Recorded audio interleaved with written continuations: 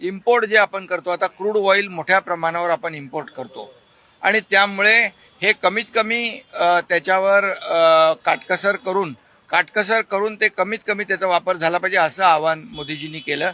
मी स्वतः प्रत्येक भारतीय नागरिकांनी हे स्वीकारलं पाहिजे. हे देशहितासाठी आहे आणि देशहित सर्वतोपरी आहे आणि मोदीजींनी नेहमी नेशन फर्स्ट हाच विचार केलेला आहे आणि म्हणूनच आज मी स्वतः या ठिकाणी इलेक्ट्रिक व्हेकल जे आहे त्याचा वापर केलेला आहे आणि इतर ज्या काही गाडी ज्या माझ्या ताफ्यामध्ये ज्या आवश्यक सुरक्षेविषयक आवश्यक ज्या गाड्या आहेत तेवढ्याच गाड्या या माझ्या ताफ्यामध्ये राहतील आणि गाड्या देखील जेवढ्या कमी करता येतील तेवढ्या कमी केल्या जातील आणि इलेक्ट्रिक व्हेकलचा जास्तीत जास्त वापर आपण केला पाहिजे. त्याची सुरुवात मी केलेली आहे.